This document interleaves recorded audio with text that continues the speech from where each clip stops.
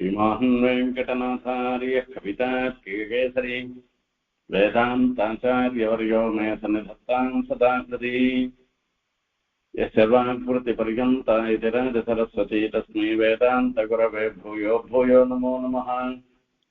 विशुद्धविज्ञानघनस्वरूपं विज्ञानविश्राणनबद्धदीक्षं दयानिधिं देहभृतां शरण्यं देवं हयग्रीवमहं प्रपद्ये। वन्दे वृन्दावनजनं वल्लभीजनवल्लभं जयन्ती सम्भवं धाम वैजयन्ती विभूषणम्। शिशुपालवधத்தை பத்தி பார்த்தோம். இதுக்கு முன் உபன்யாசத்துல இந்த சிசுபால வதம்னு சொல்றதை காட்டலாம். சிசுபாலன் தன்னுடைய கைங்கரியத்துல ஈடுபடும்படியாக பெருமாள் பண்ணினேன். என்ன ஜெய விஜயால் தானே சாப்பத்தினால இப்படி சிசுபாலனாக எல்லாம் பிறந்தது. ஆகையால பெருமாள் அவனுக்கும் தன்னுடைய திருவடி பிராப்திய ஏற்படுத்தி கொடுத்துட்டு, ஆகையால எல்லாருமே அங்க இருக்கிற ராஜாக்கள் எல்லாம் சந்தோஷமா பட்டு போயிட்டா. ஒருத்தரே ஒருத்தர் தவிர, அது யாருன்னா துரியோதனன். இப்படி இந்த ராஜசூய யாகம் விசேஷமா நடந்தது. இந்த சிசுபால வத விஷயத்தை யார் கேட்கிறாளோ, இந்த பெருமானுடைய இந்த விற்த்தாந்தத்தை யார் கேட்கிறாளோ அவ எல்லா பாப்பங்கள்ல இருந்தும் விடுபடுவார்கள் என்பதெல்லாம் போன உபன்யாசத்துல பார்த்தோம். இது எல்லாத்தையும் கேட்டுட்டே இருக்க பரீட்சித்த மகாராஜா. அவர் சுக்கரை பார்த்து ஒரு கேள்வி கேட்கிறார். அஜாத சத்ரோ சந்திருஷ்ட்வா ராஜசூய மகோதயம் सर्वे ममुदिरे ब्रह्मन् नृदेवाये समागताः दुर्योधनं वर्जयित्वा राजानं ऋषयस्वराः इति श्रुतन्नो भगवन् तत्र कारणमुच्यताम्. நான் ஒரு சமாச்சாரம் கேள்விப்பட்டேன். அஜாத சத்ருக்களே இல்லாத யார்? தர்மபுத்திரன். ஏன்னா எல்லாரிடத்திலையும் அவர் நல்லபடியாதான் நடந்து போயிற தவிர யாருக்கும் தீங்கு விளைவிக்கணும்ன்ற ஒரு எண்ணமே தர்மபுத்திரருக்கு கிடையாது. அப்படி அஜாத சத்ருவா இருந்திருக்கிற தர்மபுத்திர அவர் ராஜசூய யாகத்துல அற்புதமான ராஜசூய யாகம் பண்ண எங்க தாத்தா. ஆகையால சர்வே முமுதிரே பிரம்மன்னு அங்க வந்திருக்கிற தேவதைகள், ரிஷிகள், ராஜாக்கள் எல்லாரும் சந்தோஷப்பட்டான்னு சொன்னேன். துரியோதனம் வர்ஜயித்வா, துரியோதனம் தவிர மீதி பேர் எல்லாரும் சந்தோஷப்பட்டான்னு சொன்னேன். அப்ப துரியோதனுக்கு எதனா அவமானப்படுத்திட்டாளா? ஏன் துரியோதனுக்கு மாத்திரம் குறை வரா மாதிரி எதனா தப்பா நடந்துட்டாளா? என்னத்தினால துரியோதனுக்கு அதுல ஒரு குறை ஏற்பட்டு அவன் தவிர மீதி எல்லாரும் சந்தோஷம், துரியோதனுக்கு மாத்திரம் ஒரு வெறுப்பு வந்தது. இது ஏன்னு எனக்கு தெரியல, அதை நேர் சொல்லணும்னு கேட்கிறார் பரீட்சித்த மகாராஜா. கேட்கிறார். அதுக்கு சுகர் சமாதானம் சொல்றார். பிதாமகஸ்யதே யஜ்ஞே ராஜசூயே மகாத்மனः பாந்தவः பரிச்சர்யாயாம் தஸ்யாசன் பிரேம பந்தனஹா. ஒரு சமாச்சாரம் சொல்றேன் கேளு. அந்த யாகம் எப்படி நடந்ததுன்னு கேட்டேன்னாலே உனக்கு ஒரு சந்தோஷமா இருக்கும். நாம இது வரைக்கும் யாகம் நடந்தா எல்லாரையும் எல்லாம் பார்த்துக்கோன்னு சொல்லி சொன்னோம். இப்படிதான் நடந்தது சொன்னது. எல்லாருக்கும் நிறைய வாரி வழங்கிட்டா இவ்வளவுதான் நாம சொல்லி சொன்னோம்.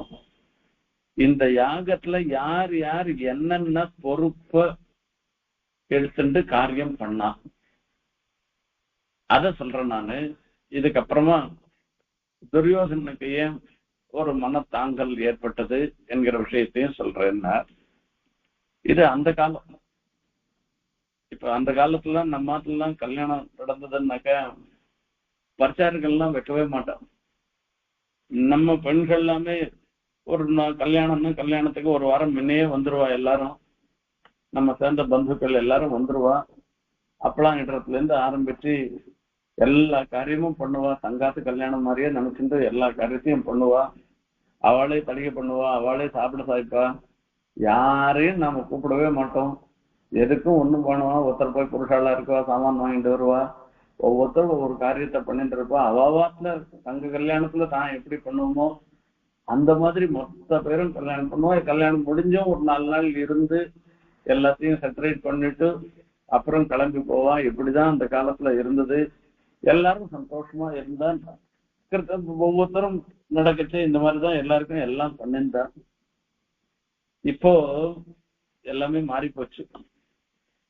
இது தர்மபுத்திரர் காலமும் எல்லாரும் எல்லாம் பண்ணிருந்த மாதிரி ஒரு காரியம். தர்மபுத்திரர் என்ன பண்ண, ஒவ்வொருத்தரும் ஒவ்வொரு காரியத்துல நியமிச்சுட்டு ஒவ்வொருத்தரும் ஒவ்வொரு விஷயத்த நீங்க பாத்துக்கோங்க என்ன சொல்லிட்டேன். அந்த மாதிரி வரைச்சே பீமனை கூட்டு பீமோ மகானசாத்தியட்சா தனாத்தியட்சா சுயோதனா. பீமனை கூட்டு இந்த பெரிய கலிகை பண்ற இடம் இருக்க மகானசத்துக்கு மொத்தம் நீதான் பொறுப்பு. பீமனுக்கு மகானசத்துல பொறுப்பு கொடுத்ததுக்கு காரணம் என்னன்னா, பீமன் ரொம்ப நாளா கலிகை பண்ணுவாங்க. நலப்பாக்கம் பீமசேன பாக்கம்னு சொல்லி சொல்றது. நலனும் ரொம்ப நாளா கலிகை பண்ணுவானா, பீமசேனும் ரொம்ப கலிகை பண்ணுவானா. நன்னா பண்ணுவா, ருச்சியா பண்ணி எல்லாரையும். சாதம் தான் வரவாளுக்கு சாதம் போடுறது ரொம்ப ரொம்ப முக்கியமான ஒரு விஷயம்.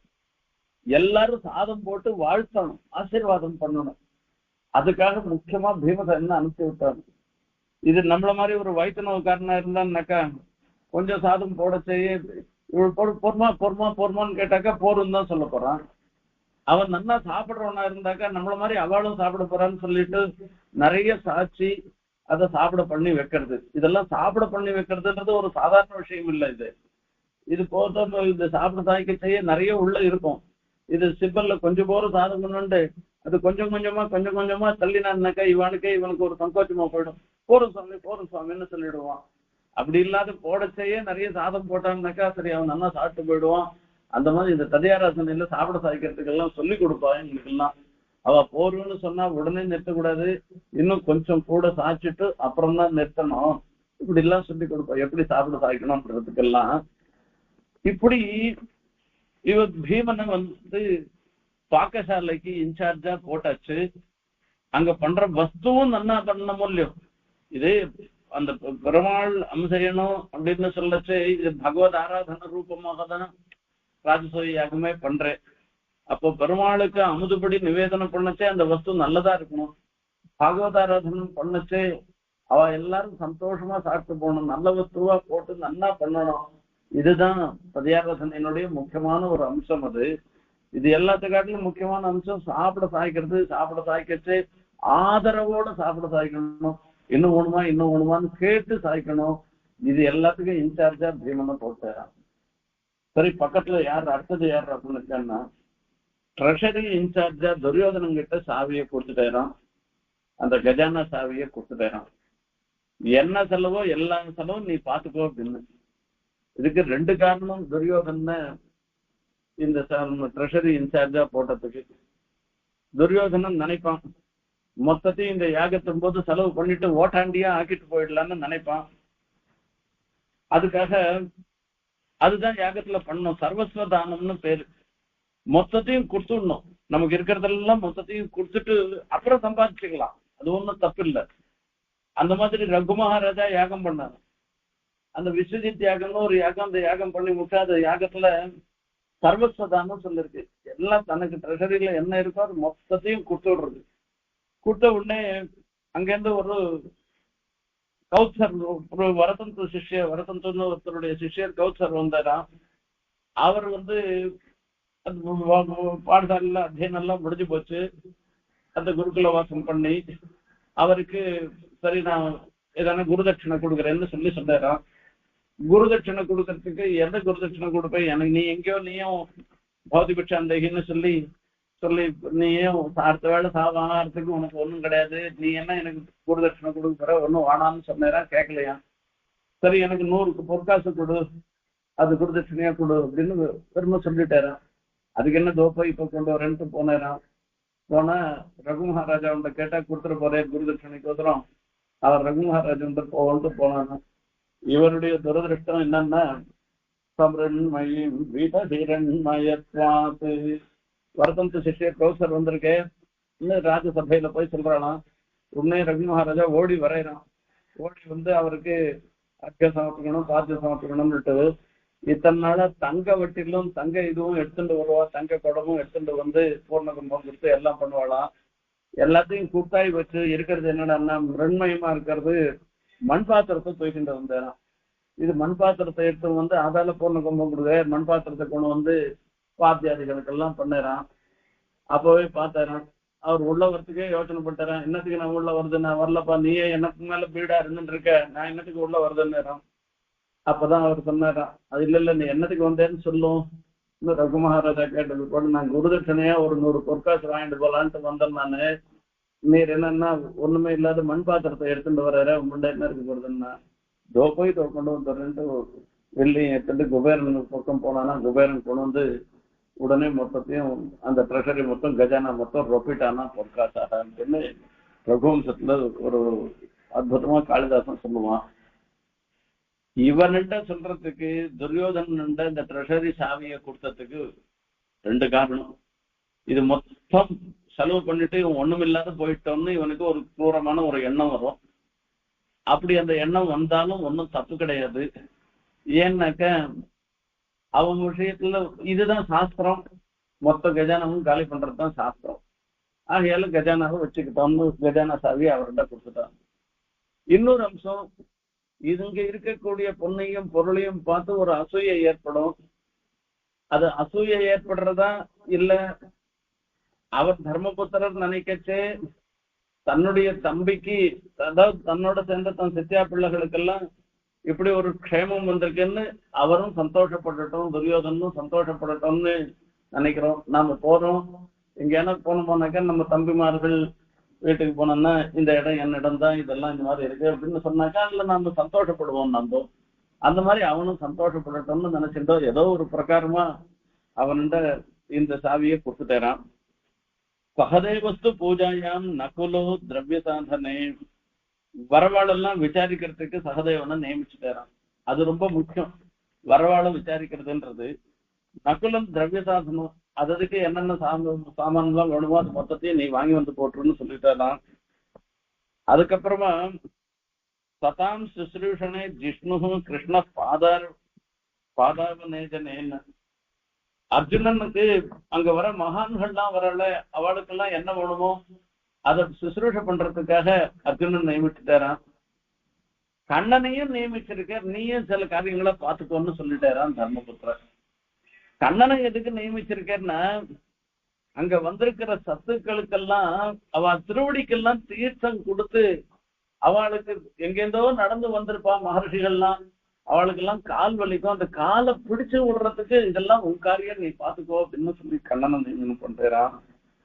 பரிவேஷனே திரௌபதிஜா கர்ணஹா தானே மகாமனாகா, பரிவேஷனம் பண்றதுக்கு எல்லாமே சாப்பிட சாய்க்கணும். சாப்பிட சாய்க்கிறதுன்றது அது ஒரு பெரிய கலை. அது இது பக்கத்துல இருக்குவா மேல தரிக்க கூடாது, எச்சல் படக்கூடாது, அசுத்தமாகக்கூடாது, திட்டமா சாய்க்கணும், கேட்டு சாய்க்கணும், ஆதரவா சாய்க்கணும், மேலேருந்து கொட்டக்கூடாது. இப்படி எல்லாம் எத்தனையோ விஷயங்கள் இருக்கு சாப்பிட சாய்க்கிறதுக்குள்ள.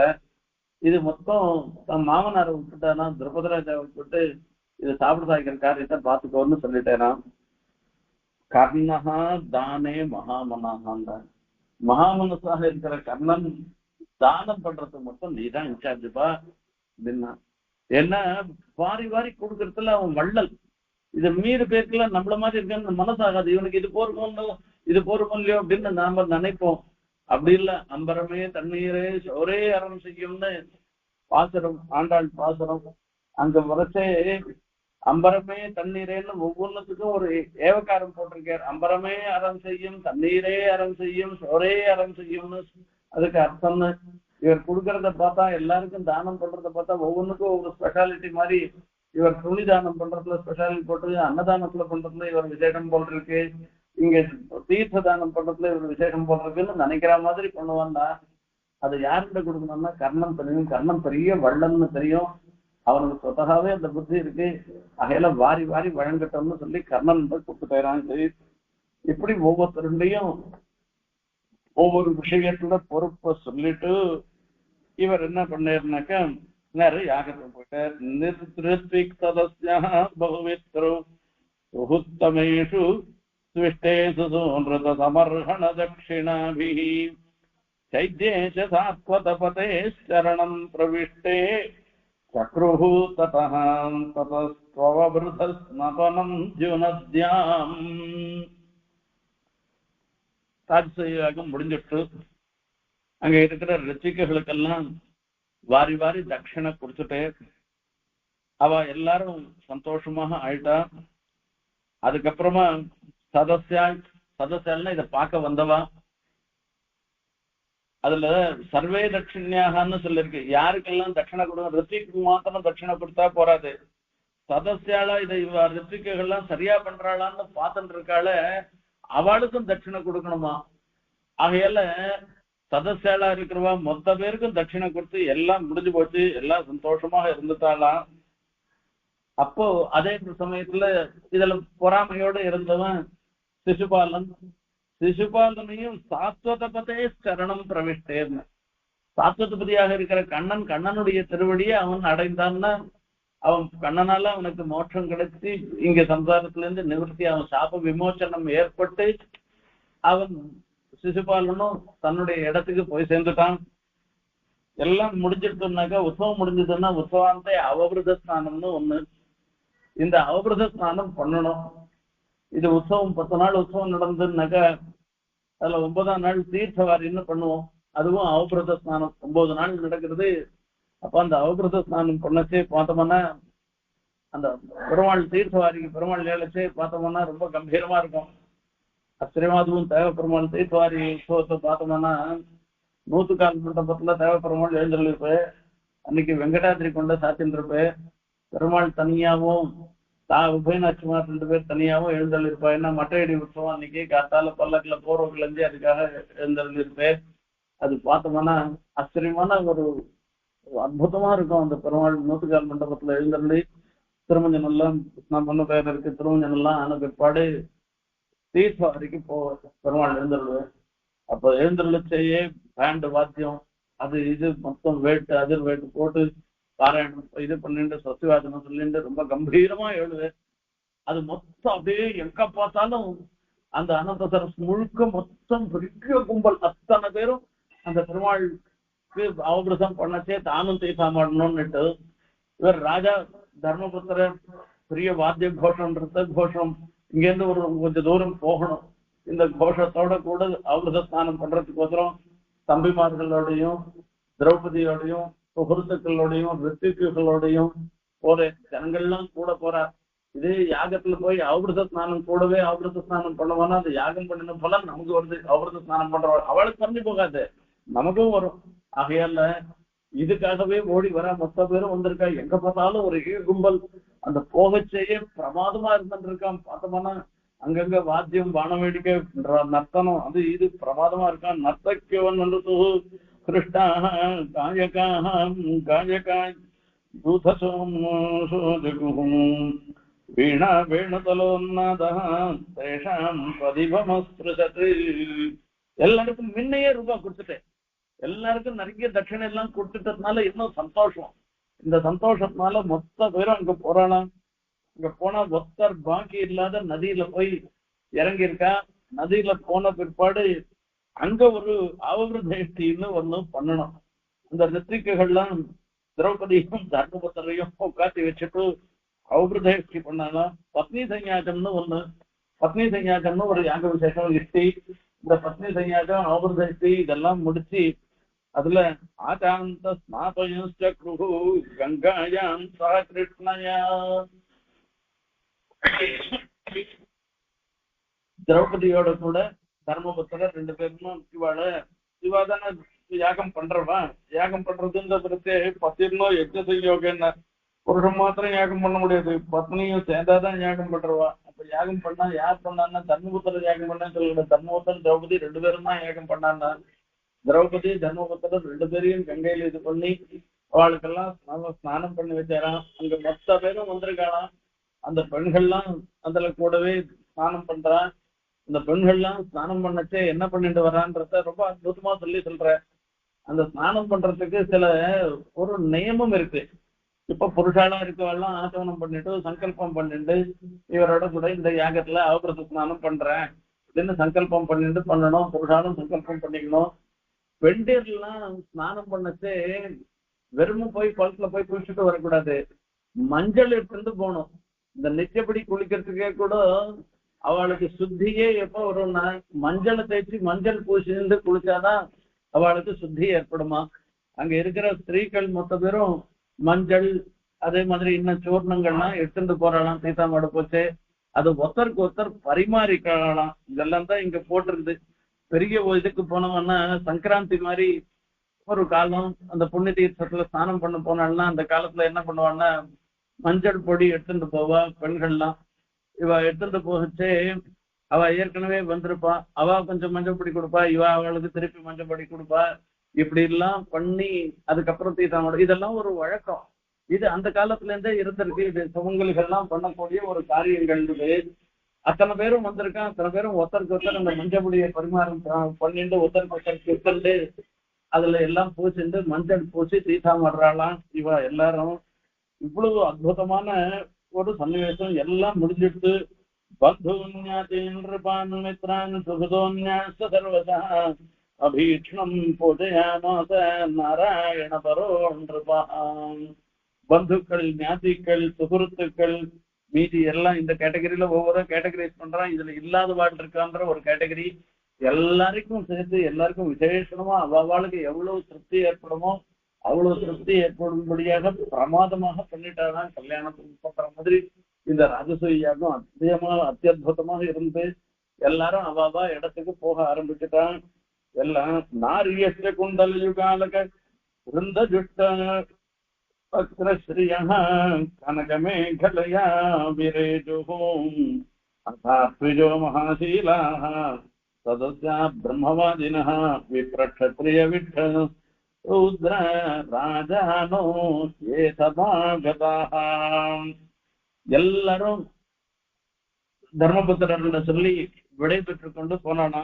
எல்லாம் வந்தவா மொத்த பேரும். அற்புதமான ஒரு சன்னிவேசம். இப்படிப்பட்ட ஒரு விஷயம் நடக்குமா? இப்படி இந்த மாதிரி யாரும் யாகம் பண்ணி நான் இத்தனை நாள் வரைக்கும் பார்த்ததில்லையே அப்படின்னு ஒருத்தருக்கு கூட ஒரு குறையும் இல்லாத அற்புதமான யாகம் நடந்துதான். ஹரிதாசஸ்ய ராஜர்ஷேஹே ராஜசூயம் ஹோதயம் நைவா திருப்பியன் பிரசம்சந்தः பிபன் மத்யோ மிருதம் யதா. இந்த ராஜசூய யாகம் பண்றத ஸ்தோத்திரம் பண்ணி மாளலையாம். இது நான் சொல்லி இது எல்லாம் முடிச்சுட்டு அந்த மாதிரியே தோணலையாம். திருப்பி சொல்லிட்டு இருக்காளாம். அமிர்தபானம் பண்றவா அமிர்தம் தகட்டாது. ஆகையால எவ்வளவு வேணா சாப்பிடலாம் போல இருக்கும். அந்த மாதிரி அமிர்தபானம் பண்ற மாதிரி இருந்துருக்கு. ததோ யுதிஷ்டிரோ ராஜா சுஹൃத் சம்பந்தி பாந்தவானே பிரேம்னா நிவாரயாமாச கிருஷ்ணம் தியாககாதரா. எல்லாரையும் போயிட்டு வாங்க நல்லபடியா அணைச்சி வச்சுட்டு அப்போ கண்ணனை மாத்திரம் கொஞ்சம் நீர் கொஞ்ச நாள் இருந்துட்டு போறாரா, என்னோட இருந்துட்டு போறாரா அப்படின்னு சொல்லி சொன்னார். இப்படி ராஜா தர்மபுத்திர விசேஷமாக ராஜசூய யாகத்தை பண்ணினார். இதெல்லாம் என்ன ஏற்கனவே சொல்ல வேண்டிய விஷயம். ஏற்கனவே சுருக்கமா சொல்றேன், இப்ப விஸ்தாரமா சொல்றேன், நீ கேளு. உங்க தாத்தா பண்ண யாகமாச்சேன்னு சுக மகர்ஷி விஸ்தாரமா இந்த யாகத்தை சொல்லி சொன்னேன். இப்படி இருக்கச்சே ஒரு சன்னிவேசம். தர்மபுத்திர எல்லாரும் தர்மபுத்திரர் ஒரு பெரிய சிம்ஹாசனத்துல உட்கார்ந்து இருக்கிறான். அந்த சிம்ஹாசனத்துல பக்கத்துல திரௌபதி உட்கார்ந்து இருக்கான். இந்த பக்கம்ல அங்க கண்ணன் ஒரு பெரிய ஆசனத்துல உட்கார்ந்து இருக்கு. இவரோட கூட தம்பிமார்கள்லாம் உட்கார்ந்து இருக்கான். இன்னும் பெரிய ராஜாக்கள் வந்தவா எல்லாரும் உட்கார்ந்து இருக்கலாம். துரியோதனனுக்கு மாத்திரம் இதுல திரௌபதிய ஏற்கனவே அவன் சரியா பார்க்கல. இந்த திரௌபதி இந்த ராஜசூய யாகத்தின் போது அதுக்கு முன்ன யாகம் ஆரம்பிக்கிறதுக்கு முன்ன தன்னுடைய கணவன்மார்களுக்கெல்லாம் பரிச்சரிய பண்றது, வரவாளெல்லாம் சிரிச்சுண்டே விசாரிக்கிறது, இப்படி எல்லாம் பண்றத பார்த்த உடனே அவளுடைய அழகுலையும் அவளுடைய நடவடிக்கைகள் அவளுடைய உபச்சரணைகள் இது எல்லாத்துலயும் பார்த்து திரௌபதியினிடத்துல ஒரு அசூயன்னா இவள் இப்படி இருக்கா, நமக்கு மனைவியா வராத போயிட்டாளேன்ற மாதிரியோ என்னமோ ஒரு துரெண்ணம் அவனுக்கு வந்துருக்கு. இது துரெண்ணம் வந்திருக்கு. ஆகையால எப்ப பார்த்தாலும் இந்த திரௌபதி விஷயத்துல ஒரு சிந்தையோட அவன் இருந்திருக்கான், மீதி பேரை பத்தி நினைக்காத. ஏன்னா அவன் சுபாவத்தா துர்புத்தி உடையவன். அவனுக்கு இப்படி ஒரு கெட்ட எண்ணம் ஏற்படுறது அவனுக்கு அது ஒன்றும் பெரிய இது இல்லை, ஆச்சரியம் இல்லை.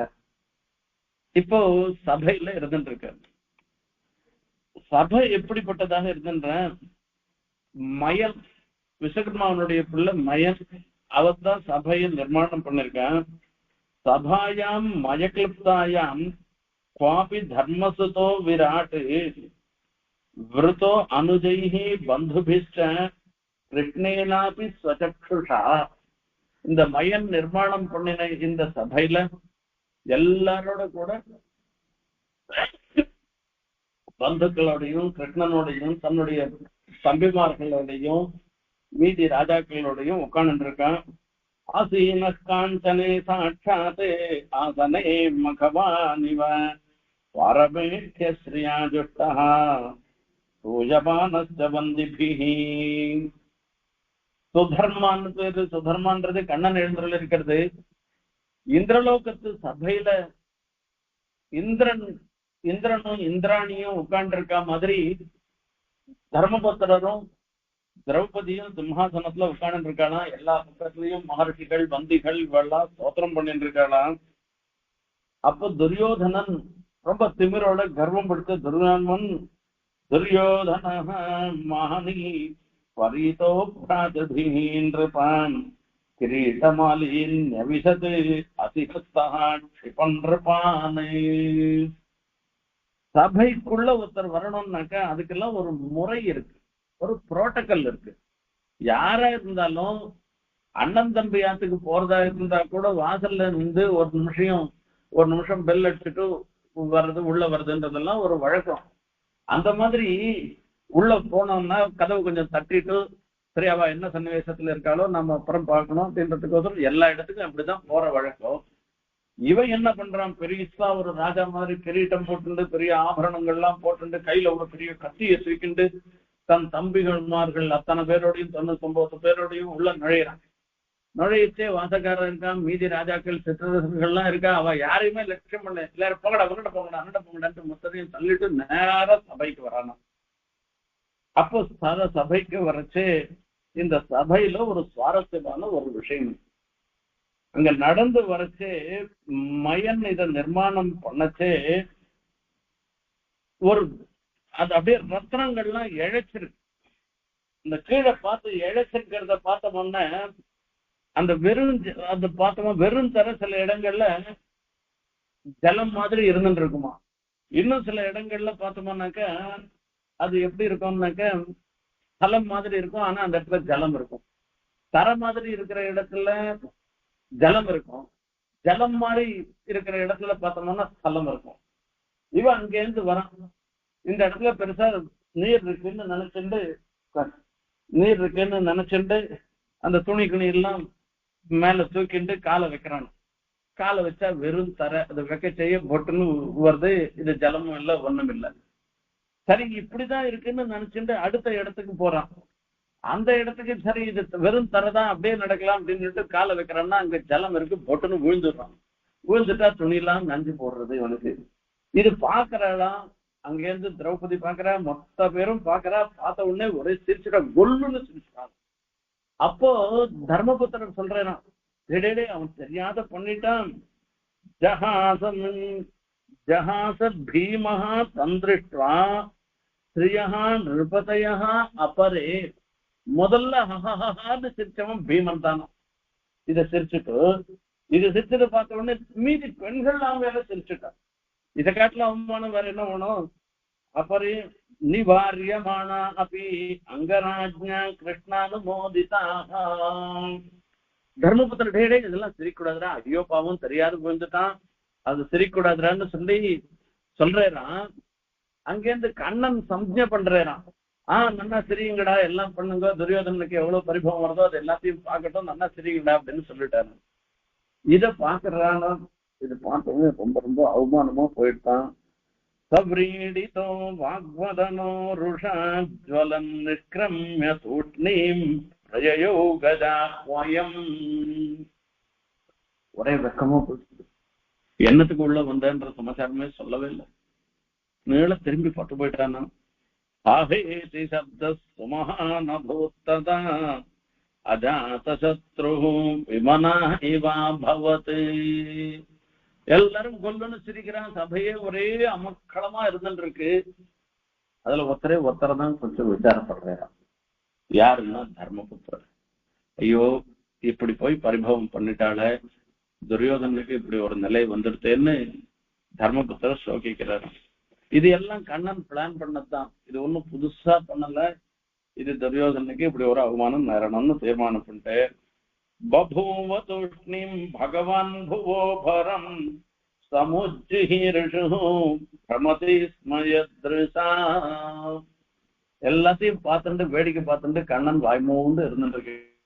அவர் அவதாரம் பண்ணதே பூபாரத்தை குறைக்கிறதுக்காக.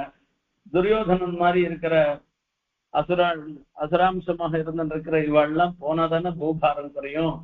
தன் காரியத்தை அவர் பாட்டுக்கு வாய்மூண்டு அதாவது மௌனமா எல்லா காரியத்தையும் பார்த்துட்டு இருக்கேன்னா, ஏதத்தே விகிதம் ராஜன் யத் பிருஷ்டோஹம் இகத்வயா துரியோதனஸ்ய தௌராத்மியம் அசூயே மகாக்ரதோ.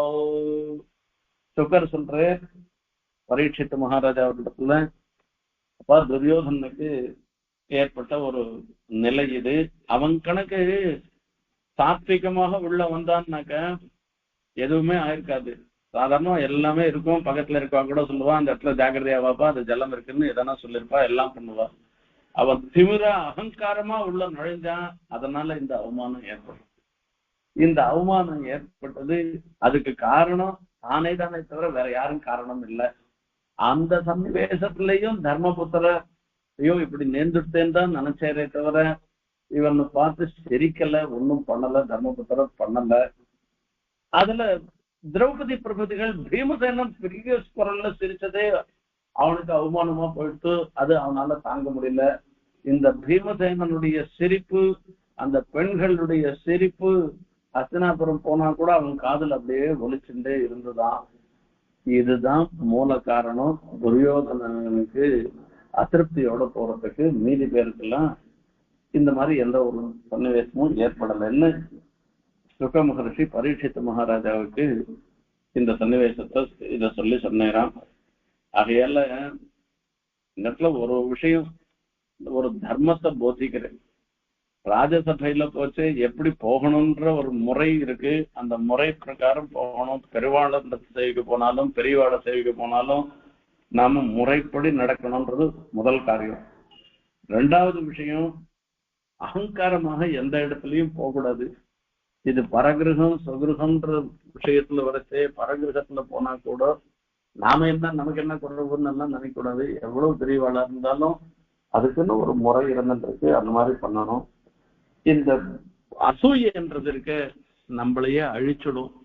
இந்த தர்மபுத்திரருக்கு வந்திருக்கிற ஒரு இந்திர சபையில இருக்க மாதிரி தர்மபுத்திரர் உட்கார்ந்து இருக்கிறத பார்த்து அசூயை ஏற்படுறது. அந்த அசூயை தான் துரியோதனுடைய அழிவுக்கே காரணமாக ஆகுது. இப்படிப்பட்ட துர்குணங்கள்லாம் நமக்கு இல்லாத இருக்கணும்னாக்க அந்த சர்வேஸ்வரன் தான் அனுகிரகம் பண்ணணும். இந்த தொழில் சம்பந்தம் இருக்கிறதுனால இதெல்லாம் வரலாம். நமக்கு இதெல்லாம் வராதபடி நமக்கு சத்புத்தியை ஏற்படுத்தி பெருமாள் அனுகிரகம் பண்ணணும்னு பிரார்த்தனை பண்ணிட்டு விடை பெறுகிறேன். கவிதார்க்கிக சிம்ஹாய கல்யாண குணசாலினே ஸ்ரீமதே வெங்கடேசாய வேதாந்த குரவே நமக்கு.